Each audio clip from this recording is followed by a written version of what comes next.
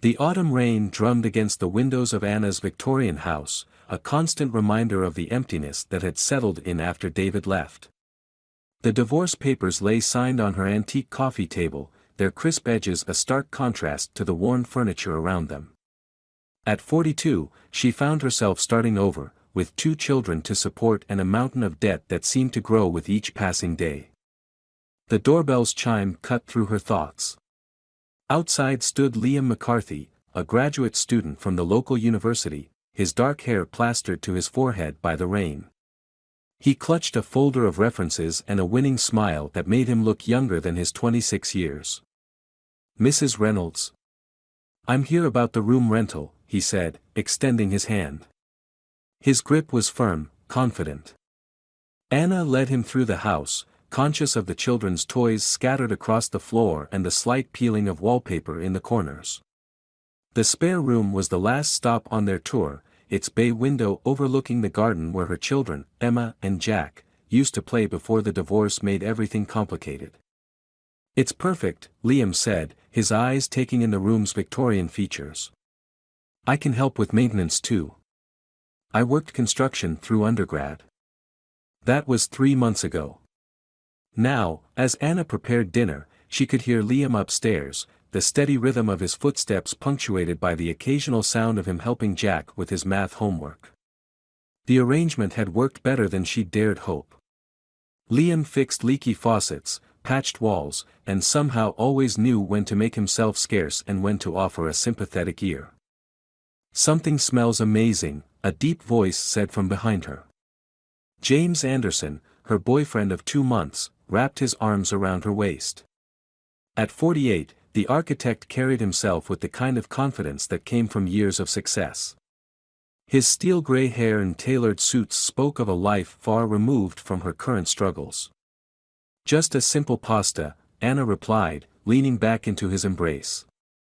The sound of footsteps on the stairs made James stiffen slightly. Liam appeared in the doorway, his presence filling the space in a way that made the kitchen feel suddenly smaller. "Hey, Mr. Anderson," Liam nodded, his tone perfectly polite as he grabbed a bottle of water from the fridge. "Anna, the ceiling fan in Jack's room is making that noise again. I can take a look at it tomorrow if you'd like." "Thank you, Liam. That would be helpful." Anna felt James's arms tighten almost imperceptibly around her waist. "I can call someone," James said. "A professional." "No need to waste money," Liam replied with an easy smile. "It's probably just a loose mounting bracket. Simple fix." That night, after James left and the children were in bed, Anna sat in her study reviewing bills. The rental income from Liam had helped, but there was still so much ground to cover. A soft knock interrupted her calculations. "Brought you some tea," Liam said, placing a steaming mug beside her. "You looked stressed at dinner." "Thanks," she smiled, grateful for the gesture. "James thinks I should sell the house, move into something more manageable." Liam leaned against the doorframe, his expression thoughtful. "And what do you think? This house, it's more than just walls and a roof. It's where my children grew up. Where I grew up, in a way." "Then maybe you should trust your instincts," Liam said quietly. "Not everyone who offers help has your best interests at heart." Before Anna could respond, her phone buzzed with a text from James, "Missing you already. Dinner at my place tomorrow? Have something important to discuss." As she typed her reply, she missed the way Liam's eyes lingered on her, missed the slight tightening of his jaw as he watched her smile at her phone. But she didn't miss the way her heart seemed to flutter with both excitement and apprehension at James's message. Something was shifting in the careful balance she'd built, and she couldn't tell if it was tilting toward stability or chaos. Looking up, she found herself alone in the study, Liam having slipped away as quietly as he'd arrived. Outside, the autumn rain continued its steady rhythm, washing away the last traces of summer and ushering in a season of change that would test every assumption she'd made about trust, love, and the price of starting over. The late October evening wrapped around Anna's house like a silk scarf, its shadows lengthening across the hardwood floors. She stood before her bedroom mirror, smoothing down the black dress she hadn't worn since before the divorce. James had texted earlier, changing their dinner plans to include some of his colleagues, architects and designers whose names graced the covers of industry magazines. "You look beautiful," Liam's voice came from her doorway. He held Emma's stuffed rabbit, recently rescued from behind the washing machine. "Emma was looking for this. Thought I'd bring it up before I head out." "Thank you," Anna said, reaching for the worn toy. Their fingers brushed briefly, and she noticed how Liam's hand lingered for a moment longer than necessary. In the mirror's reflection, she caught a glimpse of something in his eyes, concern, perhaps, or something deeper that made her heart skip an unexpected beat. The sound of James's BMW pulling into the driveway broke the moment. Liam's expression shifted, almost imperceptibly. "Have a good evening, Anna. Don't let them make you feel small." The words stayed with her throughout the drive to the restaurant, a high-end establishment where the wine list was longer than the menu. James kept his hand on the small of her back, guiding her through conversations about sustainable architecture and urban renewal. She smiled and nodded, all the while feeling like an actress in a play she hadn't rehearsed. "Anna's house is actually a perfect example of what we're trying to preserve," James said to his colleagues, his tone professorial. "Though honestly, in this market, selling it would be the smarter move. Sometimes we have to let go of the past to embrace the future." The words hit her like a slap. They'd had this conversation in private, but hearing him discuss it so casually with strangers made her stomach twist. She excused herself to the restroom, needing a moment to breathe. When she returned, she caught the tail end of a heated conversation at the bar. James stood there, his back to the dining room, confronting someone whose voice she recognized immediately. "Liam. You need to back off," James hissed, his cultivated charm nowhere in evidence. "You're just her tenant, remember that. And you're just another man who thinks he knows what's best for her," Liam replied, his voice low but intense. "I've seen your type before. The caring boyfriend who slowly takes control, decision by decision, choice by choice. You don't know what you're talking about. Don't I? Tell me, does Anna know about Sarah? About your Tuesday lunch meetings at the Grove?" The color drained from James's face. "You're crossing a line. No, you crossed it first. Anna deserves to know the truth." Anna stepped back, her heart pounding. The restaurant's elegant decor seemed to swim before her eyes. She made her way to the table, gathering her purse with trembling hands. "Everything okay?" one of James's colleagues asked. "Just a headache," she managed, the lie tasting bitter on her tongue. James returned moments later, his composure restored but his eyes holding a hardness she'd never seen before. "Liam was just leaving," he said smoothly. "Poor kid seems to have had too much to drink. Speaking of which, shall we order another bottle?" The rest of the evening passed in a blur. Anna watched James charm his colleagues, noticed how skillfully he directed conversations, controlled narratives. Had he been doing the same with her all along? The thought settled like ice in her chest. Later, as James drove her home, his explanation seemed to float in the space between them. "Liam's obviously developed some sort of fixation. It's not uncommon with young men his age, they see a beautiful, vulnerable woman and imagine themselves as some kind of savior." "Is there a Sarah?" Anna asked quietly. "What? Of course not. He's trying to cause trouble, can't you see that? He's probably hoping to stay in your house rent-free, playing on your sympathies." The porch light was on when they pulled up, casting a warm glow that somehow failed to reach the shadows gathering in Anna's mind. Through the front window, she could see Liam in the living room, helping Jack with what looked like a science project. The scene was so ordinary, so peaceful, it made her throat tight.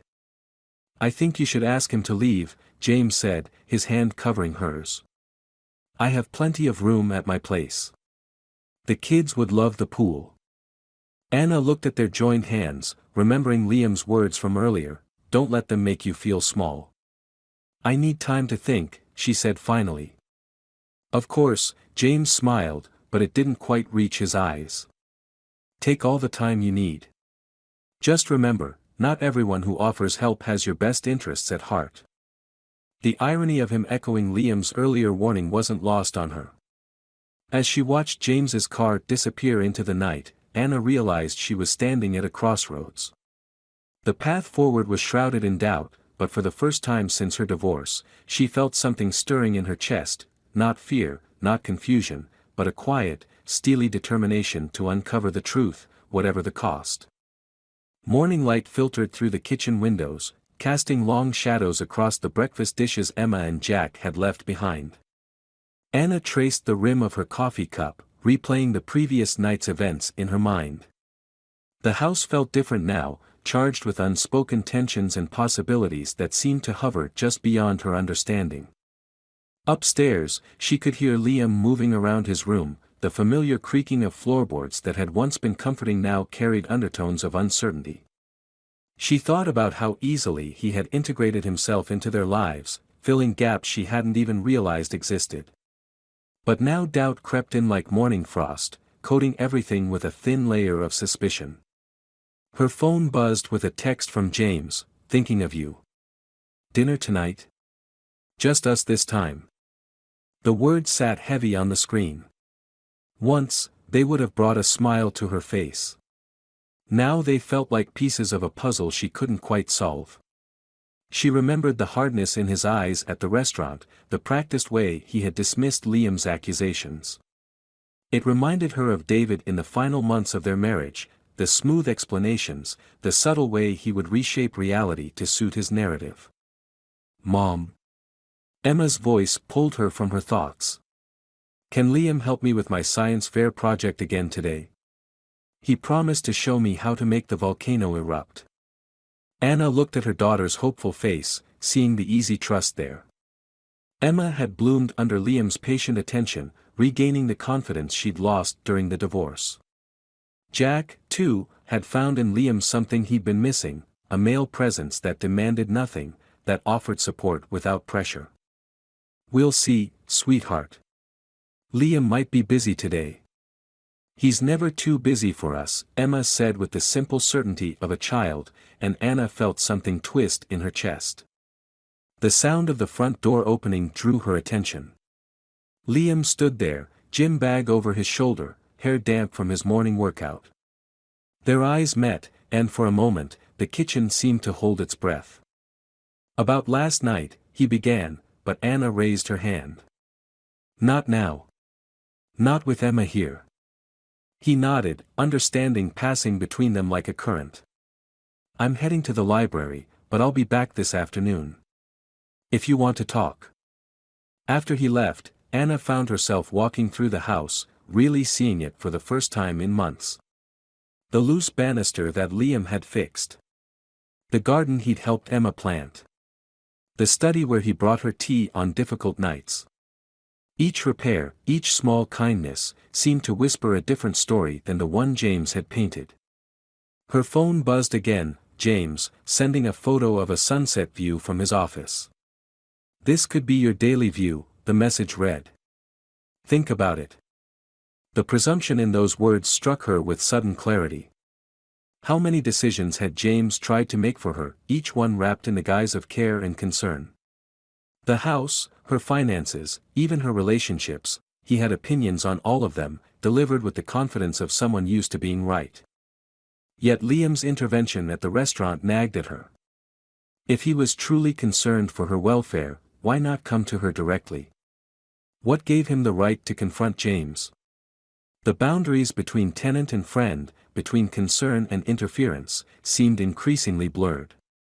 In her bedroom, Anna opened her jewelry box, pulling out the delicate silver necklace James had given her last month. The clasp was intricate, expensive, like everything about him.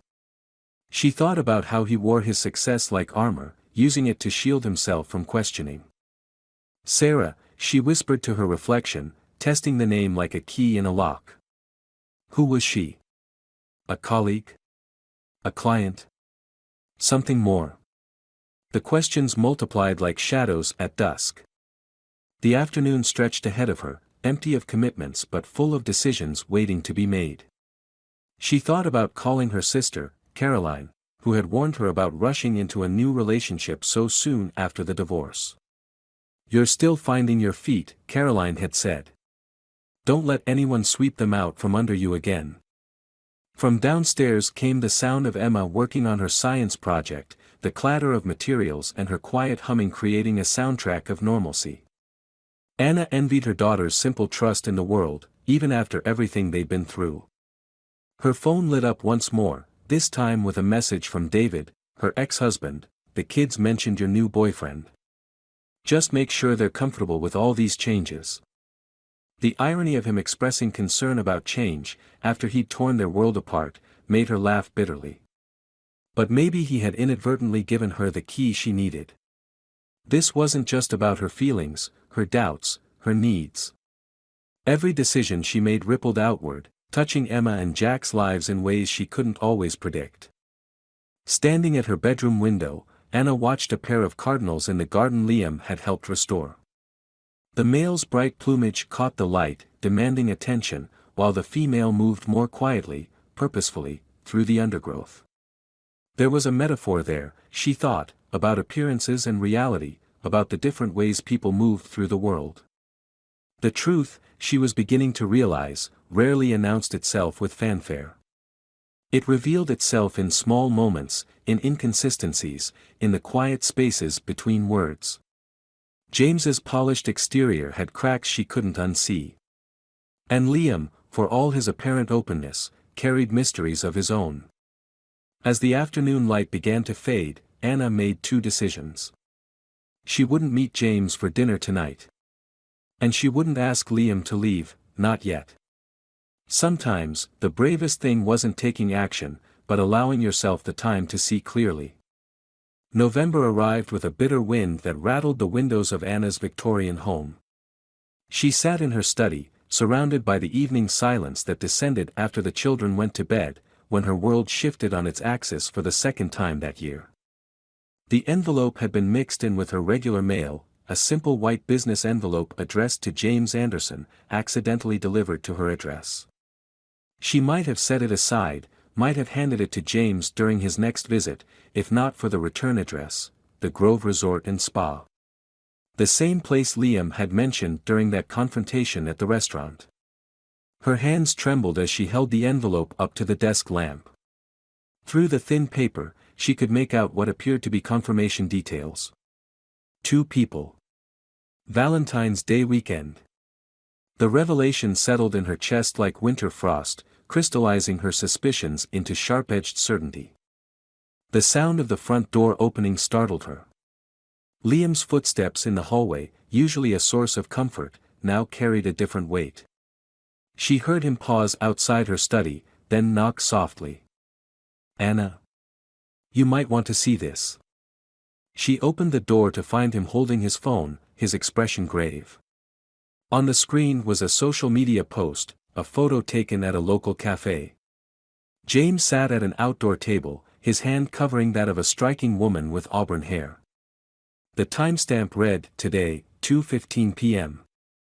"Her name is Sarah Winters," Liam said quietly. "She's a junior partner at his firm. They've been seeing each other for months. I wanted to tell you sooner, but you were trying to protect me." The words came out sharper than she intended. "Like James? Like David? Like every man who thinks he knows what's best for me?" Liam took a step back, hurt flashing across his face. "No. I was trying to find the right way to tell you. And maybe." He hesitated, running a hand through his hair. "Maybe I was afraid of losing this. The house, the kids, you." The confession hung in the air between them, heavy with implications. Anna thought about all the moments they'd shared, the late-night conversations, the gentle support, the way he'd become such an integral part of their lives. Had there been more there all along, or was she seeing what she wanted to see? "I saw you with Caroline last week," she said, watching his reaction carefully. "At the coffee shop downtown." A flicker of surprise crossed his face, followed by something like resignation. I asked her to help me understand you better. To know if I was crossing lines I shouldn't.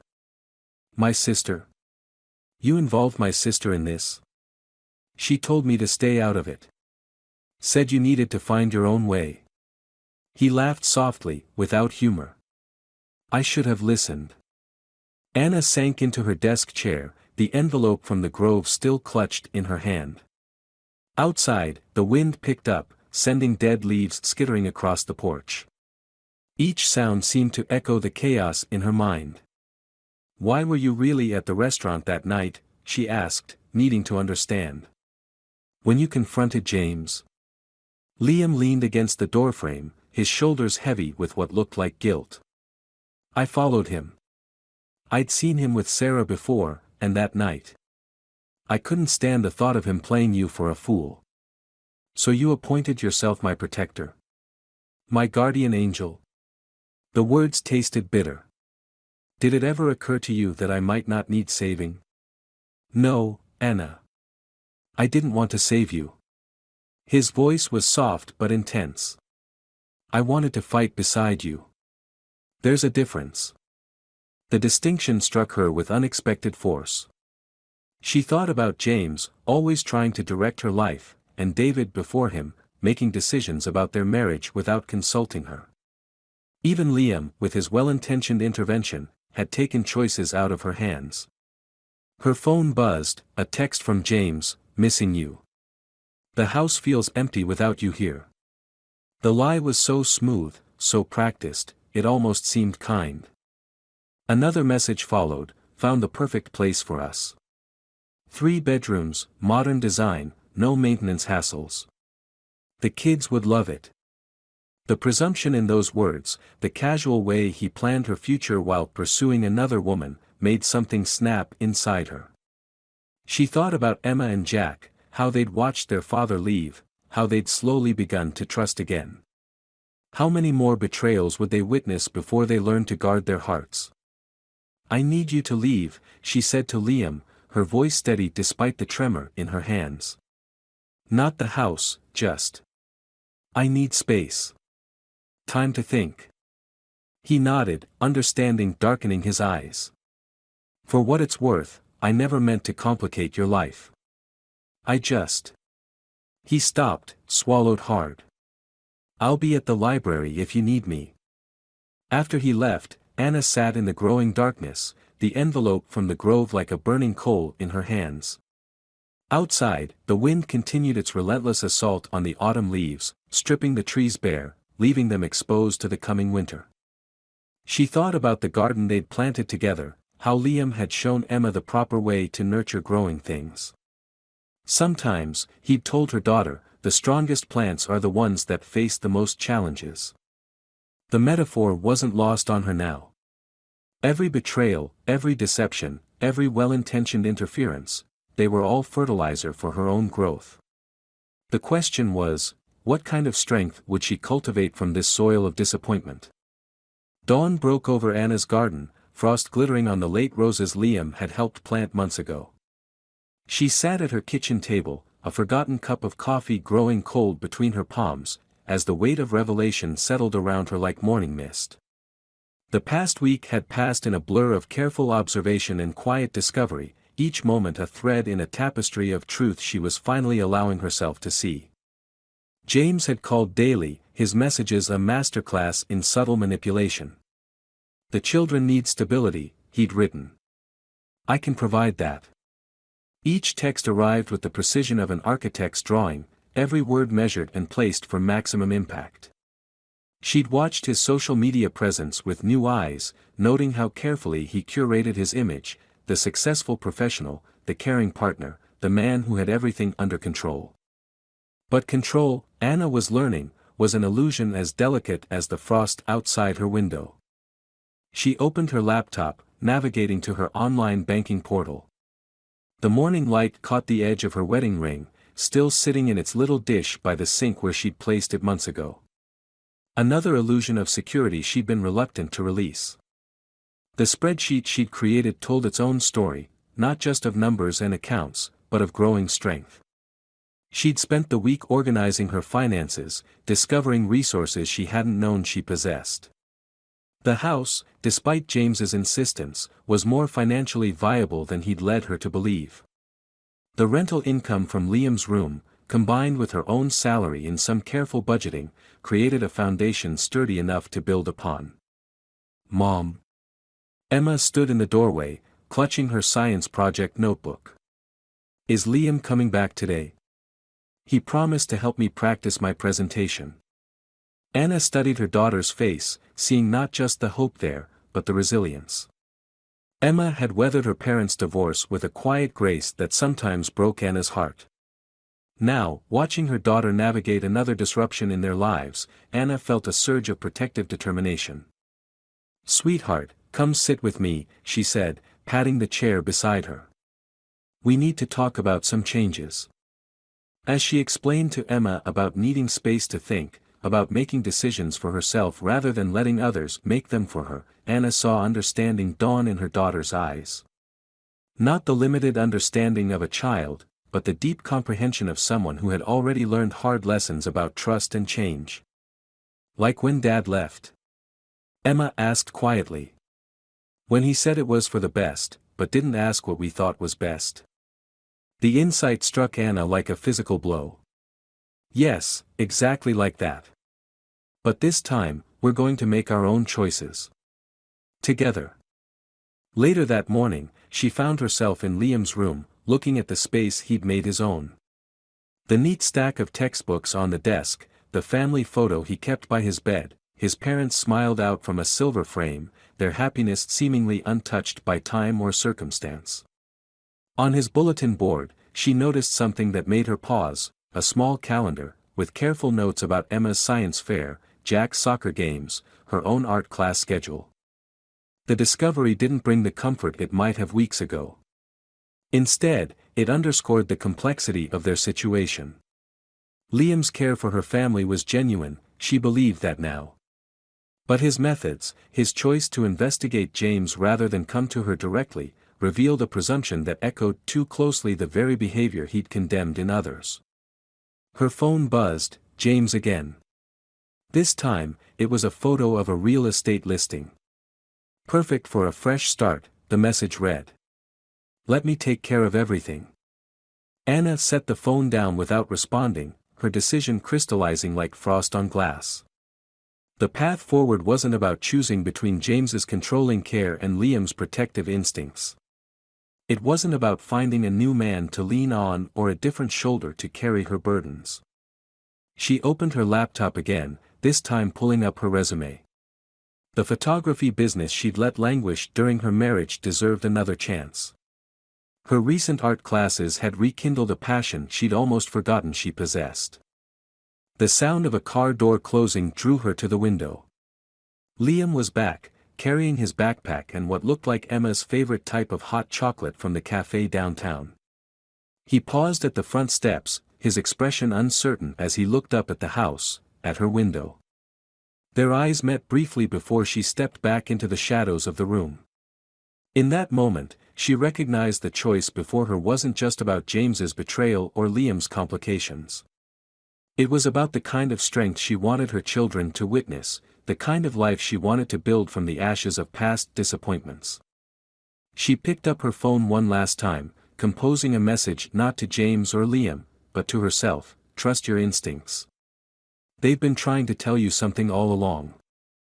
The December afternoon wrapped the Victorian house in a blanket of fresh snow, transforming Anna's garden into a landscape of untouched possibility. She stood in her newly converted home studio, surrounded by photography equipment and the gentle scent of developing solution. The space that had once been just another room for storing memories now pulsed with creative energy and promise. 2 weeks had passed since the evening she'd finally confronted James. She'd chosen the location carefully, the same upscale restaurant where she'd first glimpsed the cracks in his perfect facade.